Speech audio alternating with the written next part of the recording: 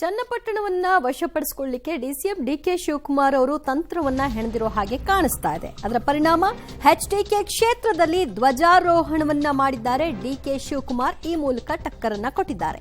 ಒಂದೇ ವೇದಿಕೆಯಲ್ಲಿ ರಾಜಕೀಯ ಬದ್ಧ ವೈರಿಗಳು ಕಾಣಿಸಿಕೊಂಡಿದ್ದಾರೆ. ಡಿಸಿಎಂ ಡಿಕೆ ಶಿವಕುಮಾರ್ ಮತ್ತು ಮಾಜಿ ಮಂತ್ರಿ ಸಿಪಿವೈ ಜೊತೆಯಾಗಿ ವೇದಿಕೆಯನ್ನ ಹಂಚಿಕೊಂಡಿದ್ದಾರೆ. ಆದ್ರೆ ಏನು ಅಲ್ಲಿ ಗುಸುಗುಸು ಪಿಸುಪಿಸು ಮಾತುಗಳು ಏನು ಆಗಿಲ್ಲ. ಬಟ್ ಈಗಾಗಲೇ ಕಾಂಗ್ರೆಸ್ಗೆ ಅವ್ರಿಗೆ ಇನ್ವೈಟ್ ಮಾಡಲಾಗಿದೆ, ನಿಮಗೆ ಟಿಕೆಟ್ ಕೊಡ್ತೀವಿ ಅಂತ ಬರ್ನಿ ಅಂತ ಹೇಳಿದ್ದಾರೆ ಅನ್ನೋ ಹಿನ್ನೆಲೆಯಲ್ಲಿ ಇದು ಬಹಳ ಮಹತ್ವವನ್ನು ಪಡ್ಕೊಳ್ತಾ ಇದೆ. ಈ ಬಗ್ಗೆ ವರದಿ ಇದೆ, ನೋಡ್ಕೊಂಡು ಬನ್ನಿ.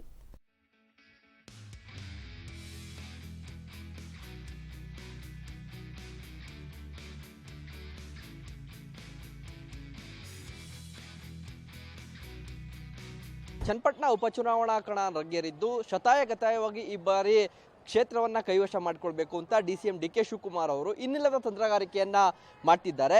ಇವತ್ತು 78ನೇ ಸ್ವಾತಂತ್ರ್ಯ ದಿನಾಚರಣೆ ಕಾರ್ಯಕ್ರಮದ ಅಂಗವಾಗಿಯೂ ಕೂಡ ಚನ್ನಪಟ್ಟಣದಲ್ಲೇ ಧ್ವಜಾರೋಹಣ ಮಾಡಿರುವಂತಹ ಡಿಸಿಎಂ ಅವರು ಸಾಕಷ್ಟು ತಂತ್ರಗಾರಿಕೆಯನ್ನು ನಡೆಸಿದ್ದಾರೆ. ಕ್ಷೇತ್ರದಲ್ಲಿ ಗೆಲ್ಲಲೇಬೇಕೆಂಬ ಒಂದು ವಿಚಾರವನ್ನ ಇಟ್ಕೊಂಡು ಪದೇ ಕ್ಷೇತ್ರಕ್ಕೆ ಭೇಟಿಯನ್ನ ನೀಡ್ತಾ ಇರುವಂತದ್ದು, ನಿರಂತರ ಪ್ರವಾಸಗಳ ಮೂಲಕ ಜೊತೆಗೆ ಅಭಿವೃದ್ಧಿ ವಿಚಾರಗಳನ್ನ ಚರ್ಚೆ ಮಾಡಿ ಮಾಜಿ ಮುಖ್ಯಮಂತ್ರಿ ಎಚ್ ಡಿ ಕುಮಾರಸ್ವಾಮಿಗೆ ಟಾಂಗ್ ಅನ್ನ ನೀಡ್ತಿದ್ದಾರೆ. ಚನ್ನಪಟ್ಟಣ ಕೈವಶಕ್ಕೆ ಬಂಡೆ ತಂತ್ರ. ಎಚ್ಡಿಕೆ ಕ್ಷೇತ್ರದಲ್ಲಿ ಧ್ವಜಾರೋಹಣ ಮಾಡಿ ಡಿಸಿಎಂ ಡಿಕೆ ಟಕ್ಕ. ಚುನಾವಣೆ ಘೋಷಣೆಗೂ ಮುನ್ನವೇ ಚನ್ನಪಟ್ಟಣದಲ್ಲಿ ಉಪಚುನಾವಣೆಯ ಕಾವು ಹೆಚ್ಚಾಗಿದೆ. ಶತಾಯಗತಾಯವಾಗಿ ಕ್ಷೇತ್ರ ಗೆಲ್ಲಲು ನಿರಂತರ ಪ್ರವಾಸವನ್ನ ಕೈಗೊಳ್ಳುತ್ತಿರೋ ಡಿಸಿಎಂ ಡಿಕೆಶಿ ಮೊದಲ ಬಾರಿಗೆ ಚನ್ನಪಟ್ಟಣದ ಸ್ವಾತಂತ್ರ್ಯೋತ್ಸವದಲ್ಲಿ ಧ್ವಜಾರೋಹಣವನ್ನ ನೆರವೇರಿಸಿದ್ರು. ಈ ಹಿಂದೆ 6 ವರ್ಷ ಕ್ಷೇತ್ರದ ಶಾಸಕರಾಗಿದ್ದ ಕೇಂದ್ರ ಸಚಿವ ಎಚ್ಡಿಕೆ ಒಂದು ಬಾರಿಯೂ ಕೂಡ ಕ್ಷೇತ್ರದಲ್ಲಿ ಧ್ವಜಾರೋಹಣ ಮಾಡಿಲ್ಲ ಎಂಬ ವಿಚಾರವನ್ನ ಇಟ್ಟುಕೊಂಡು ಟಕ್ಕರ್ ಕೊಟ್ರು.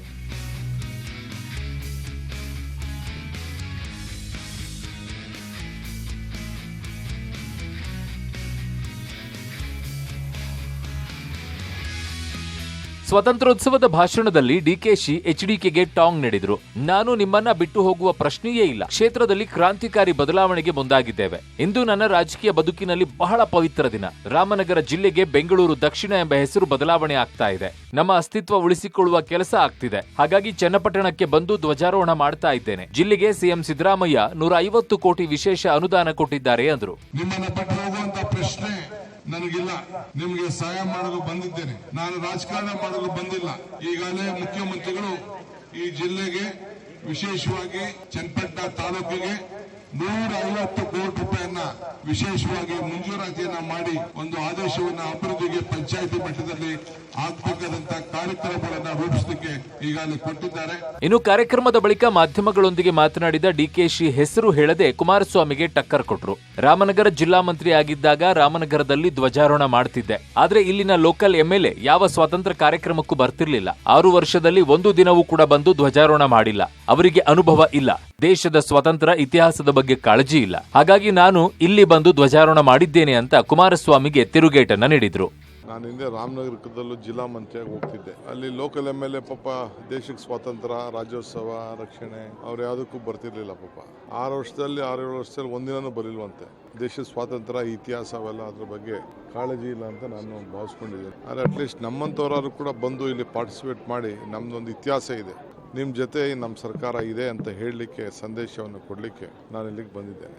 ಇಂದು ಚನ್ನಪಟ್ಟಣದಲ್ಲಿ ಧ್ವಜಾರೋಹಣೆ ಮಾಡಿದಂತ ಡಿಸಿಎಂ ಡಿಕೆ ಶಿವಕುಮಾರ್ ಕೇಂದ್ರ ಸಚಿವ ಎಚ್ ಡಿ ಕುಮಾರಸ್ವಾಮಿ ವಿರುದ್ಧ ವಾಗ್ದಾಳಿಯನ್ನು ಕೂಡ ನಡೆಸಿದ್ರು. ಈ ಕ್ಷೇತ್ರದಲ್ಲಿ 6 ವರ್ಷ ಶಾಸಕರಾಗಿದ್ದಂಥ ಕುಮಾರಸ್ವಾಮಿ ಅವರು ಒಂದು ಬಾರಿಯೂ ಕೂಡ ಕ್ಷೇತ್ರದಲ್ಲಿ ಬಂದು ಧ್ವಜಾರೋಹಣವನ್ನ ನೆರವೇರಿಸಲಿಲ್ಲ. ಹಾಗಾಗಿ ಧ್ವಜವನ್ನ ಅರ್ಧಕ್ಕೆ ಆರಿಸಿದ್ರೆ ಅಗೌರವ ಹೇಗೋ ಹಾಗೆ ಕ್ಷೇತ್ರವನ್ನ ಅರ್ಧಕ್ಕೆ ಬಿಟ್ಟು ಹೋಗೋದು ಕೂಡ ಅಗೌರವ ಅನ್ನೋ ಮಾತನ್ನು ಹೇಳುವ ಮೂಲಕ ಡಿಸಿಎಂ ಡಿಕೆ ಶಿವಕುಮಾರ್ ಅವರು ಎಚ್ ಡಿ ಕುಮಾರಸ್ವಾಮಿಗೆ ಟಾಂಗ್ ಅನ್ನ ಕೊಟ್ಟಿದ್ದಾರೆ. ನಾನು ಯಾವುದೇ ಕಾರಣಕ್ಕೂ ಕೂಡ ಕ್ಷೇತ್ರವನ್ನ ಬಿಟ್ಟು ಹೋಗೋದಿಲ್ಲ, ಇದೇ ಕ್ಷೇತ್ರದಲ್ಲಿದ್ದು ನಿಮ್ಮ ಅಭಿವೃದ್ಧಿ ಕೆಲಸವನ್ನ ಮಾಡ್ತೇನೆ ಅಂತ ಇವತ್ತು ಜನರಿಗೆ ಭರವಸೆಯನ್ನ ಡಿಕೆ ಶಿವಕುಮಾರ್ ಅವರು ನೀಡಿದ್ದಾರೆ.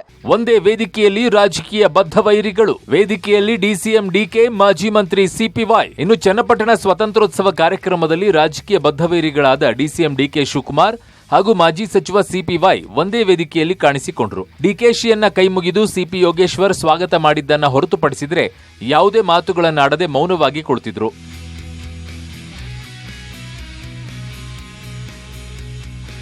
ಸಿಪಿವೈ ದೆಹಲಿಯಿಂದ ಬಂದ ಬಳಿಕ ಡಿಕೆಶಿ ಜೊತೆಗೆ ವೇದಿಕೆಯನ್ನ ಹಂಚಿಕೊಂಡಿದ್ದು ಒಂದೆಡೆ ರಾಜಕೀಯ ಕುತೂಹಲವನ್ನ ಹೆಚ್ಚಿಸಿದೆ. ಈ ಮೂಲಕ ಚನ್ನಪಟ್ಟಣ ಕ್ಷೇತ್ರ ಮತ್ತೊಂದು ರಾಜಕೀಯ ಸಮರಕ್ಕೆ ಸಿದ್ಧವಾಗಿದ್ದು ಡಿಕೆಶಿ, ಸಿಪಿವೈ ಹಾಗೂ ಎಚ್ಡಿಕೆ ನಡುವಿನ ಪ್ರತಿಷ್ಠೆಯ ಕಣವಾಗಿದೆ.